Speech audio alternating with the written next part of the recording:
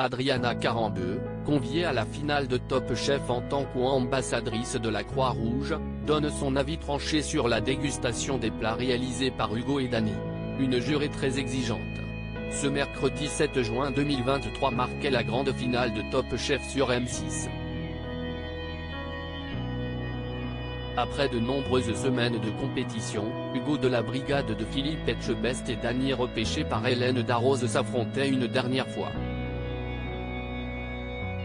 Comme tous les ans, le but était de réaliser un menu complet pour 100 personnes, qui allait attribuer des points à chacun afin de les départager. Outre les 4 chefs, ce sont des bénévoles de la Croix-Rouge qui ont eu le droit de se prêter à cette dégustation inédite. À commencer par Adriana Karembeu, célèbre ambassadrice de l'association depuis une vingtaine d'années. Je n'aille pas tout aimé. Et le moins qu'on puisse dire si est que l'acolyte de Michel Simès est loin d'être facile à convaincre.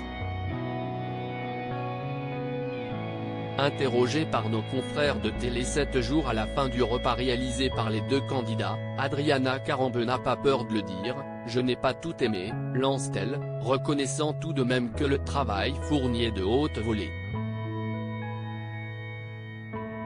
L'ambassadrice, qui s'est aussi confiée à Télé Loisirs, explique « Il y a des choses qui m'ont plu et d'autres pas du tout. Mais c'est horrible de dire ça.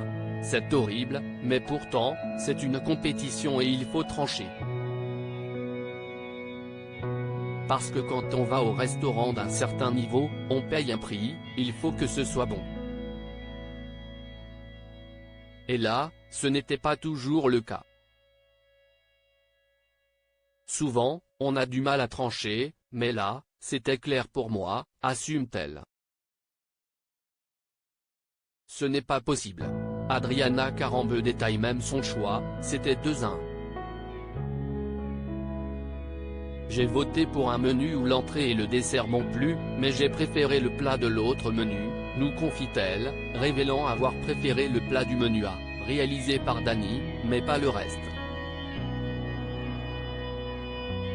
Elle n'hésite pas d'ailleurs à se montrer, très franche avec le dessert concocté par le protégé d'Hélène Darroze, ce n'est pas possible. Même dans une boulangerie, je vois ce dessert-là, je ne l'achète pas. Même au goût, il n'y avait rien. C'était un peu sucré.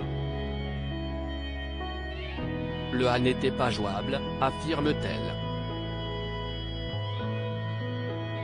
Et la majorité des convives a visiblement été d'accord avec l'ambassadrice de la Croix-Rouge, puisque c'est Hugo qui a décroché le titre de Top Chef 2023 avec 54,8% des voix.